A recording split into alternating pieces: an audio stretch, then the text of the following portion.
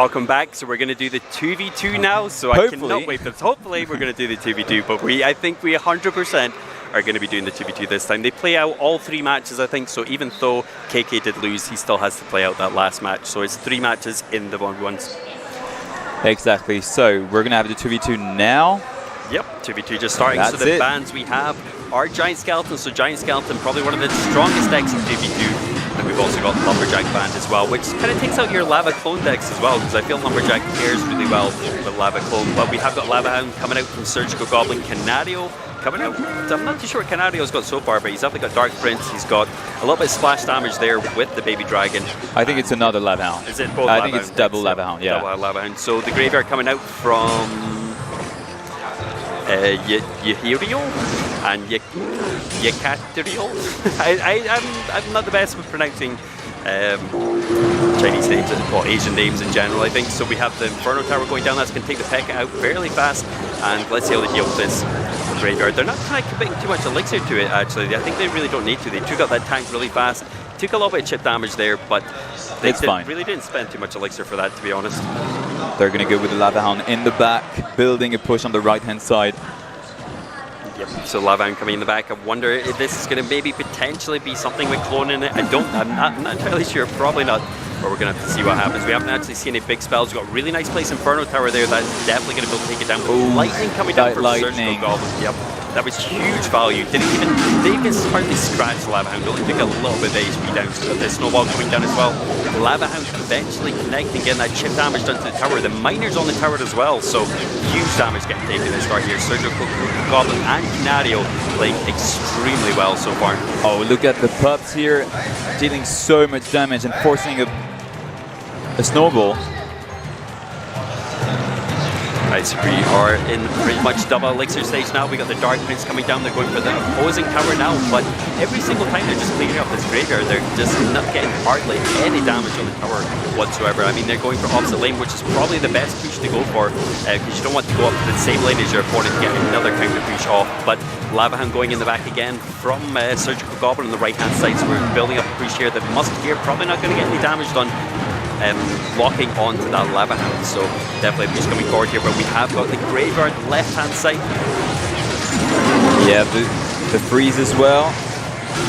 Good defensive poison though. I like the freeze. It's one of those cards that you just don't really expect to come out, so that could have almost taken that tower, but that Lava Hound on the right-hand side is going to be able to definitely get that tower down if they can defend the left-hand side.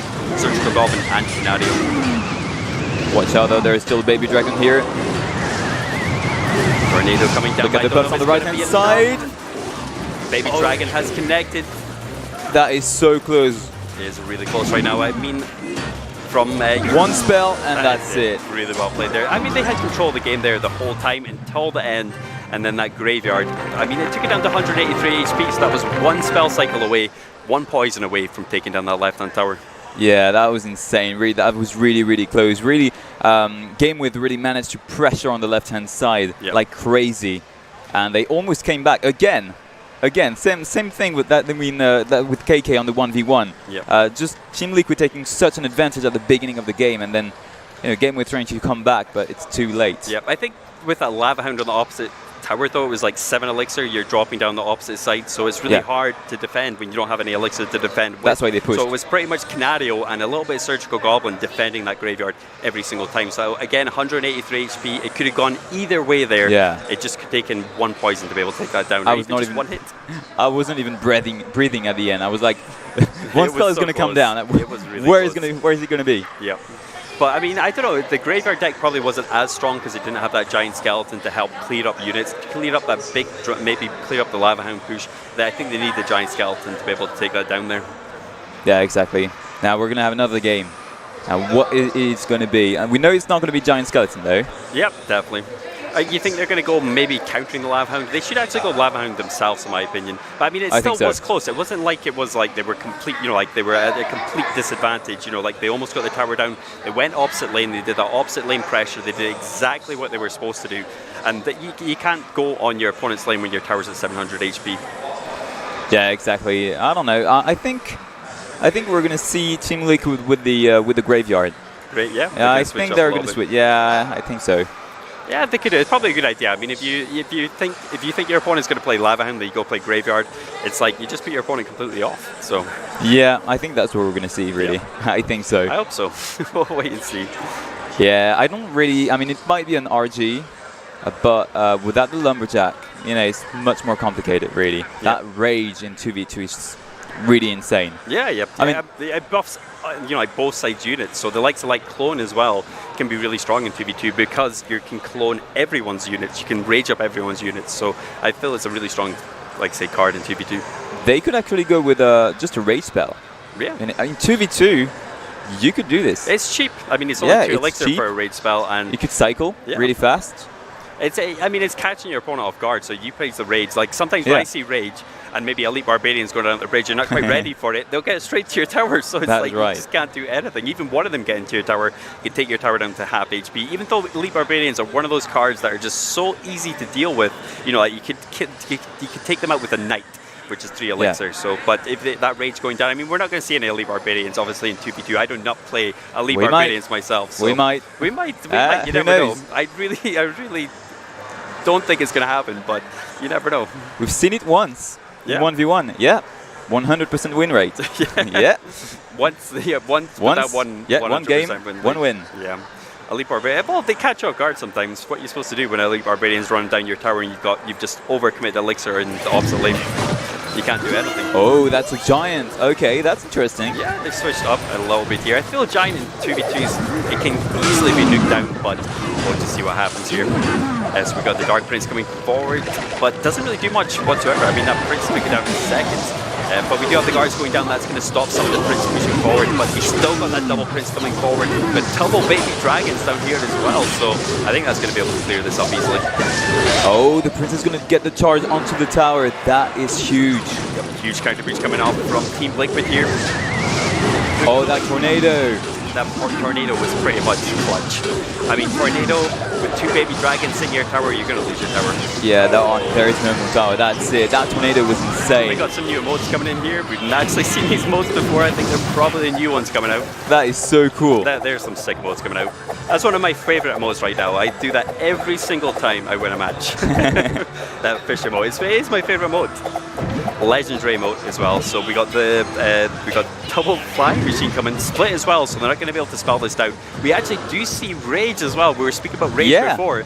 Is rage with giant and Prince as well. So, but yeah, Surgical Goblin, Canario here just playing again extremely well. They're dominating. They've taken that right hand tower down within the first minute of the game, and just they're playing so well. So we got the baby dragon coming down. We got the dual wave the Prince as well. They just can't do anything. I feel like they've kind of got the counter deck for these Princes because that lightning was perfect. Yeah, so much damage. I just love that BM. So much. I love it. I know. I love the BM's definitely a part of the game. It puts your opponent off as well. Like if you start BMing your opponent's going to start throwing things down, wanting to take you down, and it's just mind games again. But yeah, they're going to be able to defend this, I think, fairly well. We've got the Infernal Dragon. Not really going to do too much here. The Musketeers are easily going to take it down. We have everything trying to defend here. This is still a huge push coming forward here with the Rage as well. So I don't know if these Princes are going to be able to actually connect to the tower. Dark Prince going down last minute. No connection to the tower. So again, really well played there. Perfect defense once again. Yep. Perfect defense. These guys are just insane in 2v2. I do not think they're going to be able to. I don't think Yakatiro is going to be able to come back here with. Oh, the giant right under the Inferno Dragon. That is not good. Not the best move there, but still has a lot of HP. The Princes are coming forward here with double baby dragon plus tornado here as well. It's just doing so much splash damage. The connection with the Dark Prince, but it's definitely not going to be enough here. Really well played there. Again, the Surgical Goblin and Canario. These guys are just dominating this 2v2. They are really, really good. Yep. 2-0 for now. Yep. We're going to have a third match. Yep, so we're going to go to that third match. I don't know. That was interesting. That was very interesting. They that changed push. their deck, so it's not like they stuck to that Lava Hound deck, so they definitely kind of switched it up a little bit there. I like seeing that because I get your opponent, you're expecting your opponent to go for maybe Lava Hound again or something along that lines, but they didn't. They just went for something just a little bit different there. The Baby Dragon, I think, was the big difference there. That Tornado. Oh, that Tornado was insane. Double Baby Dragon. Yeah, Miner coming in there as well, tanking a little bit for the Baby Dragon. You don't expect how much damage the Baby Dragon can actually do to the tower. It's got a huge amount of HP. Yeah. You can't take it down very easily. You need Mega Minion, but even Mega Minion gets taken out by Lightning. I think the Lightning probably was one of the reasons they actually got through there as well. I think a Baby Dragon is like 133 Yep. per hit. So 2 Baby Dragons plus the Tornado onto the tower. That was insane. Yeah, it was crazy. And pulling everything to the tower as well, just sitting right in the front of the tower. So a really good combo there with the Tornado and the Baby Dragons as well. But they can do anything. And those Flying Machines split as well. They just play perfectly, these guys. They don't let them get any value whatsoever from their spells. And again, especially at the beginning of the game. I think there might be a weakness, from GameWith at the beginning of the game. They're just not enough responsive. I don't know what's going on really, but every single time we've seen Team Liquid dominating the first minute. It's just that pressure though. It's just like you say, they're just pressuring hard and they're just getting that damage done. I think it's more that it's kind of counter pushing maybe a little bit as well when it comes to that Baby Dragon there, because they did counter push with those Baby Dragons, and did have them. I think they've had the Inferno Dragon in front to tank as well. So they just played insanely well. I think Baby Dragon, it's one of those cards that is in a lot of decks at the moment. It's Splash. It is. It takes out bait really well because you got all those goblins running about. You got all those splash spells, splash units kind of running about. So Baby Dragon's just one of those cards. I feel like Baby Dragon maybe get toned down just a little bit soon, but I'm not entirely sure. I think it should get toned down. I think its win rate is pretty high at the moment compared to other decks right now, or other cards right now. Yeah, I don't know. Maybe especially with the nerf of the Inferno Tower. Yeah. Maybe the Inferno Dragon became a bit more popular. Yep. But I think a lot of decks are actually coming out because that Inferno Tower is nerfed. Because you saw that Valk Inferno Tower Miner deck before. You don't see that at all now since the Inferno Tower has been nerfed. It's just not near as strong. You saw a Prince version as well. That was running about ladder all the time at the top of ladder. You saw the likes of B-Rad playing it. I think it was one of his main decks. That was his main deck he used to play all the time. I think he's definitely switched up. He's still playing with Miner, but he switched up a little bit there. So it's just, I don't know, it's just Inferno Tower. It's just those HP, even though it's a small percentage of HP, it makes such a huge difference to the game. Yeah, I mean, I think the duration of the Inferno Tower was reduced from 40 seconds to 30. Yep. I think. It's huge actually. I think, it's huge. It was the duration. It wasn't the HP. It was the duration. Yeah. So I think it still has the similar HP as what it did before, but just like you basically, say, it just goes down.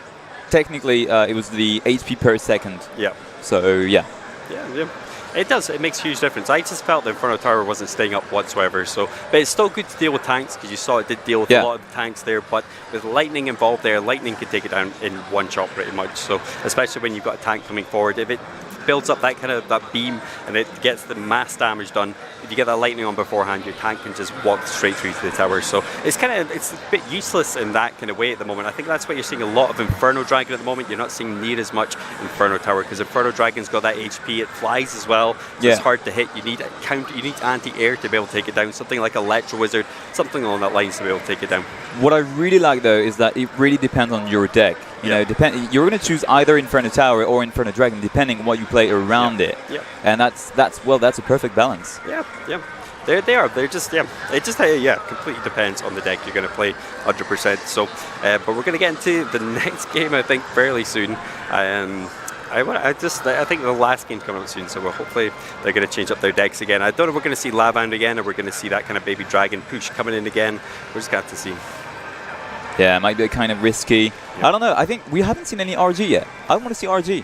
I don't know if I want to see RG, to be honest with you. Yeah. I think it's been in the meta for way too long. Yeah, and it's kind of like going. I don't know why, because I thought the Inferno Tower being nerfed, RG would be way stronger than it was, sort of thing. But you just don't see it that much. Right, so we're going to get into the next game again. So we get the last game. This is Surgical Goblin Canario versus Yakitori and you. I cannot say that guy's name, but they're against each other. We got the Dark Prince coming on the right-hand side, going to be chipping away each other. We got. Oh, that's a graveyard here. Yep, Poison going down offensively as well, going to be able to take down that Flying Machine. The guards are going to do the job on the right-hand side, but look at this Musketeer on the left. amount of damage. That was a huge amount of damage from that Musketeer on the left-hand side. Every single time, the Musketeer, really every single time, gets the damage onto the tower. It's insane. Musketeer is really strong, the amount of damage it does, but I like how they're pushing in their opposing lane. This is what they should be doing every single time. I think they're actually giving up their tower to the left-hand side. They still need to actually finish this off, otherwise they're going to get 3 crowns. They still need to do something here. So we've got the Barbarians actually going down, going to be able to clean up most of that push. Are they actually going to get a tower on the right-hand side though? We got the Pekka down to try and lure some of this air away, I think. Yeah, they did actually get covered on the right-hand side, so I like that pressure on the right-left-hand side. That was definitely a good option, because I mean, if the Lava Hounds expended all their legs on the right-hand side, this is a huge pressure coming out down. We're going to have to wait and see how this plays out. Log coming down. Good defense here. Oh, the freeze might change everything. Okay, the guards are here. That's fine. That's okay. I'm not sure about that freeze. I mean, they had 2 skeletons down there to kind of chip away the tower a little bit. We've got misplay with the tornado. I am not sure about that tornado, though. No, that was not supposed to be a tornado. No, I think that was definitely a misplay there. Sometimes I've had it before where I've selected one unit and I go to the tornado and I still select other units, so potentially that could have happened there. But we've got 400 HP left in the tower. We're still in double elixir right now, so you never know. Team Liquid can still take this game right now. But they are 2-1 at the 2-0 at the moment. It's going to be tough for Team Liquid to come back in this game. Another graveyard here. It's going to be really tough. I don't think they've really got any hard counters in the graveyard again. They have got any poisons. They use stuff like guards to try and take it down Barbarians, and they're just allowing their opponents to get chip damage on the tower consistently all the time with the right-hand side. GameWith needs to be careful though, because there might be a massive push from Team Liquid, and they cannot defend it. So they need to pressure. I think they did better when they were counter-pushing. So counter-pushing into a Lava Hound would probably be maybe a good play, but I mean, I'm not at their level, so, you know, like these guys, obviously at their top level. But there's still 1,000 HP left in the tower, we've got 10 seconds to go. Baby Dragon plus Musketeer coming down the right-hand side, so no Baby Dragon damage, I think, from the Team Liquid side, the right-hand side. Miner on the left. Yep, that flying machine actually connects to the tower as well. It's going to get a huge amount of damage in, but again, a graveyard coming in. Dark Prince tanking in the middle. Oh, it gets the charge, and that's it. That's a good game. Really well played there. I think that they definitely played that right there. They figured out their opponents that last game. They managed to take that win, and that was it. That was that graveyard. That was really well played. I think if they did that from the start, if they counter-pushed from the start, they would have definitely maybe even won that first matchup, because I think they tried to defend the Lava Hound opposed to going for a push on the opposing lane. Then after their tower went down, they are to, I think it was about 700 HP, then they started pushing in the opposing lane. So I think Lava Hound is something you definitely do not want to push into. Yeah, clearly. That was really well played. Total domination on this game. Yep. So, I think it was the Baby Dragons, though, that made the difference in pretty much most of the matchup. Again, that Baby Dragon. Yep. So powerful. It is. It's pretty much, I think, one of the strongest cards in the game right now. So it is. For Splash, anyway. Because, I mean, you've got the likes of Witch, stuff like that, but it's just not near as strong as the Baby Dragon because of that air element to it. So. Yeah. Right, so we're going to go for another 2-minute break, so we'll see you guys soon.